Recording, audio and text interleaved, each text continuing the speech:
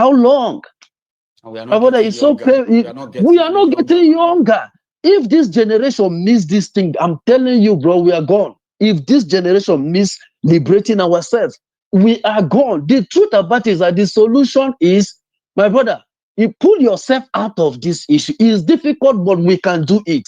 Nobody will do it for us. The people holding you are not ready to allow you to go. No. If you go, who will come and be doing cleaning and PSW in their country? We have our parents back home. We were supposed to be taking care of our parents. But because they made the land to be poor, they put division and everything so that we will poor. We now migrate here. We are doing the job to collect money. Let me ask you, do you think if somebody that is living in Canada that earns within minimum wage, if he is in Nigeria receiving $10, do you think the person will be in Canada? No, I would rather be in Nigeria, man. My brother, but is it not human beings that made it possible in Canada? Bro, it's so, But it's just that my God, what I figured out as well, right, is that the multitude have been so sort of like brainwashed, not just about tribe, including religion as well. So that makes it a little bit. So if you want to do anything, it's like you have to force it into people. And when you choose the violence part of it, in this day and time, it also gets more people distance from you as well. I know me, I don't want to, I don't want this. So it's so complicated that we believe that the further enlightenment, education, and the rest of that probably will liberate more minds in some ways, right? That when we it's to go after them, you have enough, enough enlightened people that will see why it's a necessary action that must be taken. Apart from that, it is, man. No, definitely enlightenment will help a lot, and a lot of people are doing it. Some of them are getting the message because when people like Mazi Nnamdi Kanu begins to spread this message, everybody saw his message from a tribal and religious perspective. But what he was saying is the truth. Is everything he has said is being revealed now to the consciousness and eyes of every human being. They are seeing it. So is there anything they are doubting about it? Even the blinds can hear the things they are saying is happening. There's nothing to doubt about it again. You understand? But when he began the way, because he brought the message, they could not look at what he was saying. They were saying it that he's an Igbo man, he's an Igbo man, he's an Igbo man. Look at where we are. Thank you so much, Baba. Mayago, thank you so much, my brother. Okay? Thank you. I really appreciate. Cheers, man.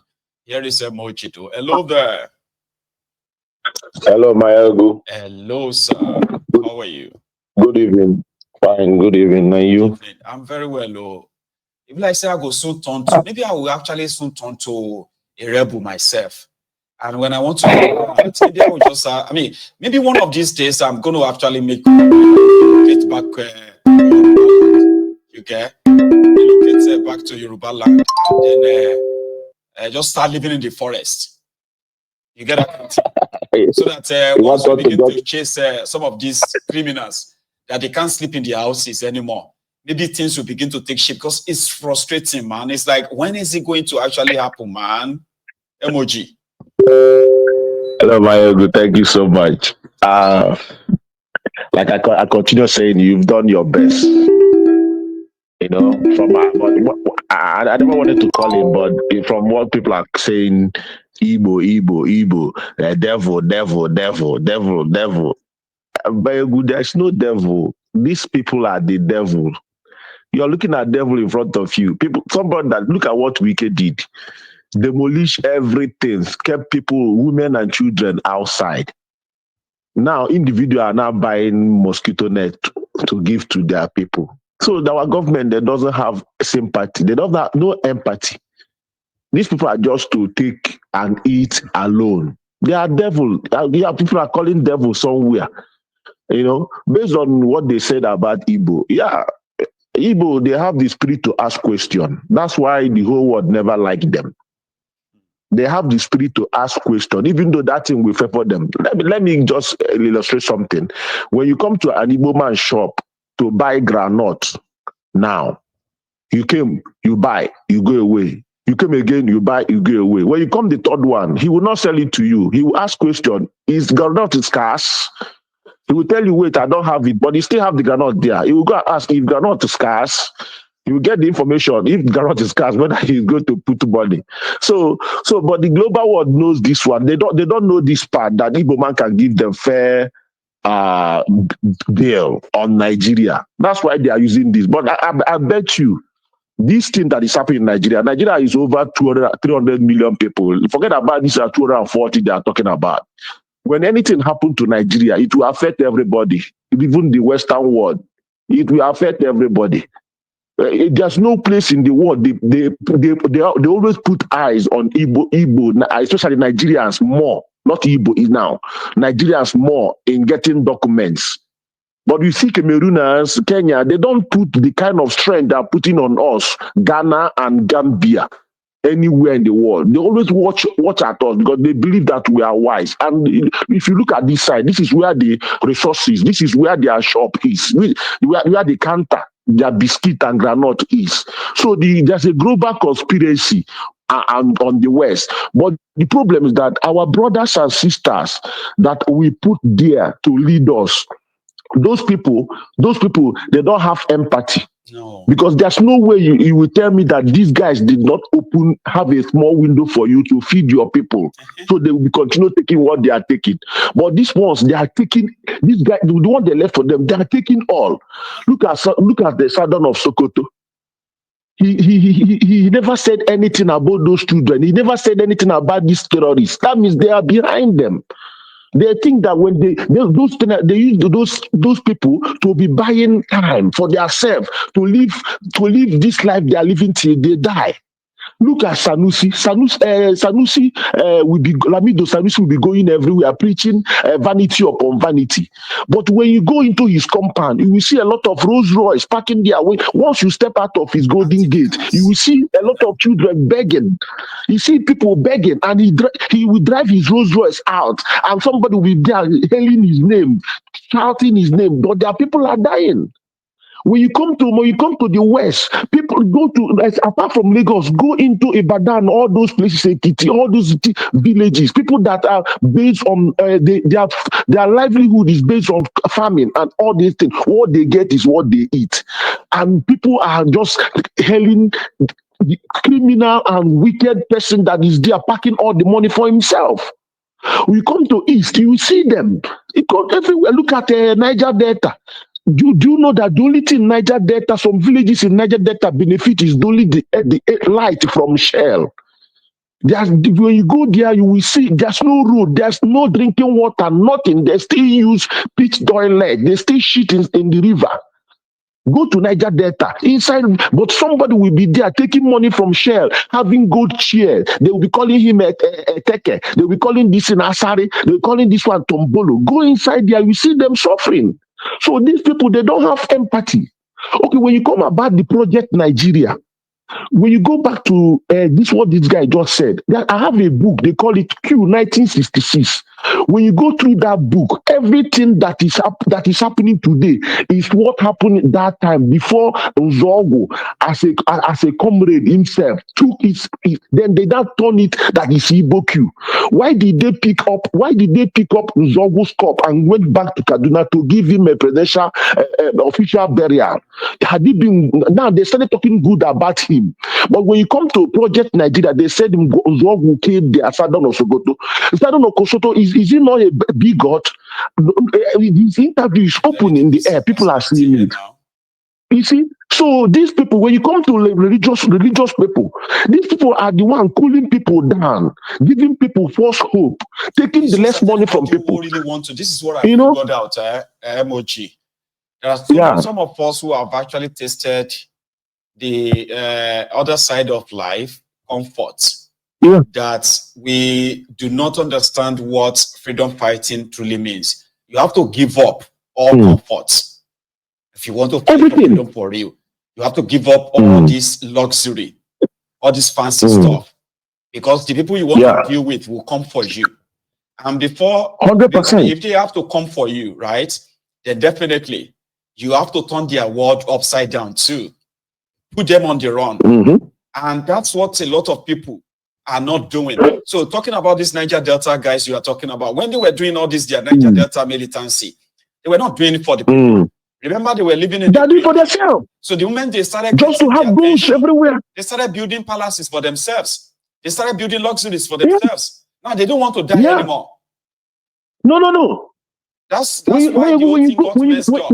So if we really, when it's so difficult, it's so hard to actually see. You when see, you go, I was reading about when you go inside, Cuba, right? yeah, Cuba in the late 40s, before yeah, Fidel Castro in the war called the Bay of Pigs War, right?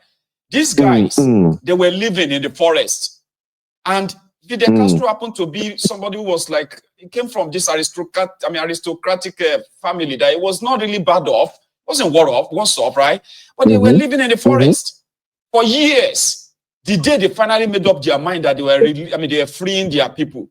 Yeah, it was the war of Bay of Pig, right?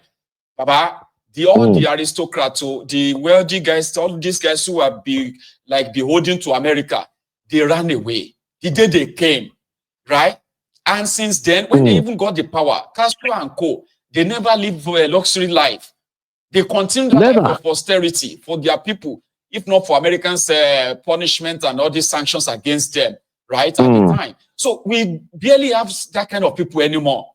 A lot of people that are complaining about all these things today, the moment they get the attention, they get the money, they will abandon the fight. Now they want to now live luxury. Look at all these guys. That's what is missing today. Sorry, let me come in now. Do you know his second? I've forgotten his name. His second, the guy, the white guy, the other guy he was fighting with. They asked him, he wanted to go to Africa and fight. He said, no, they are not ready. They are still fighting for their stomach. He did not come. So see, Museveni, Paul Kagame, all of them, they went through all these things. Once they get money, they got money. They turn back on themselves, start eating money. Mobutu Seseko, where is he today? He came Patrice Muwemba because of $25,000 and power. Till today, where is he? So all these people, they don't have empathy and compassion, and they will still leave all this money and go away. Look at Tinubu. How old is he now? How can they look at what Jakonde did in 4 years? Why can't these people do it? Money everywhere. What are they going to do with this money? That's my own question. And they are still packing it. Thank you so much. We keep on talking till everybody will join this chorus. Yeah, I mean, see, one thing is that which I am very confident of is that the Nigerian ruiners, they continue to radicalize a lot of people. And when somebody said that that contraption will only be saved by, by Nigerians abroad, it is closer to the truth, okay? But there's something we must also add, and that is you would have to give up your life for real to go back in there and effect that change.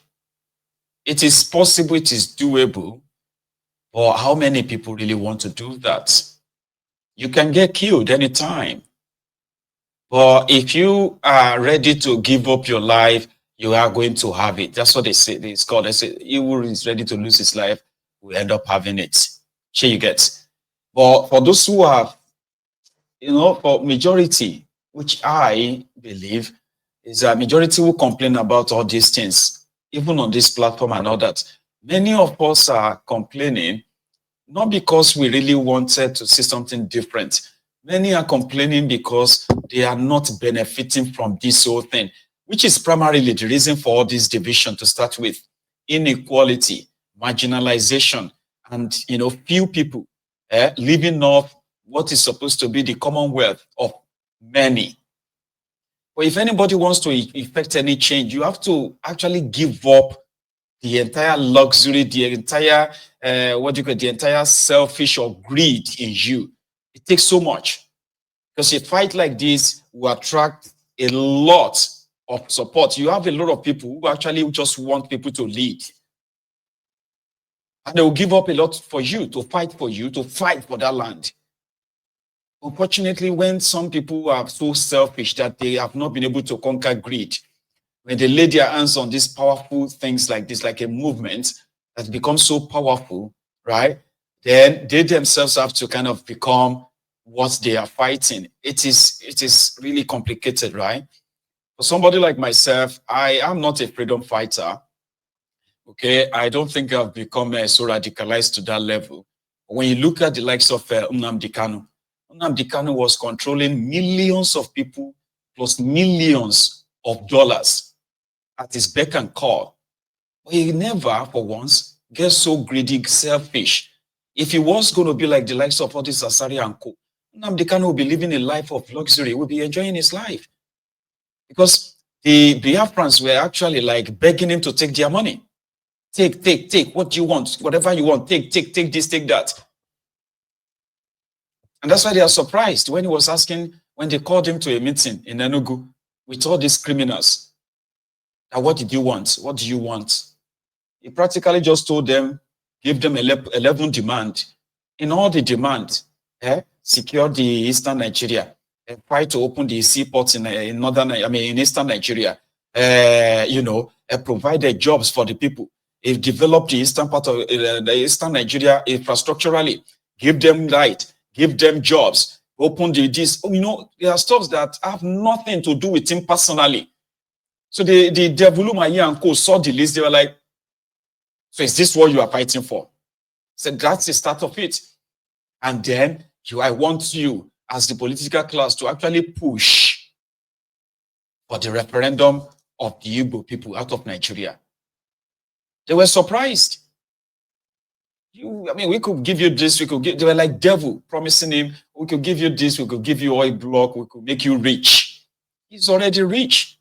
The guy was sitting on the on a big movement that is multi-million dollars movement, IPOB. You have no idea. When they release all their accounts to the public and say this is what and what we have actually like, you'll be like, wow.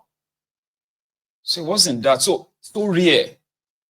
That's why I'm so sad and really, really heartbroken that he played himself into their hand. It was meant to be more sophisticated than that. How did they actually get him kidnapped in Kenya? It's something that personally I said I'm going to ask him when this whole thing finally comes to the two of us having a chat, which will happen. Like, why would you even let that happen? To the point I was like, did you do that intentionally just because you wanted to prove what? Because it was so powerful that Nnamdi Kanu could have been the head of that contraption, truly. For some reason, he still have this soft spot for that place enough that it felt like it was talking to the reasonable people. But it wasn't talking to reasonable people. These were cold-hearted criminals. It's so powerful. You have no idea the kind of influence Nnamdi Kanu controls at the time, or the kind of money he controls. But yet he lives in the same flat in London. He never lived a life of a luxury. That's the kind of person. He declared himself a fighter, right? And somebody that could have probably lived so long to really break up that contraption at the time. Here is a caller. Hello. Hello, Michael. Hey, Baba. How are you? I'm fine, thank you. How are you doing? I'm very well. Oh, thank you so much.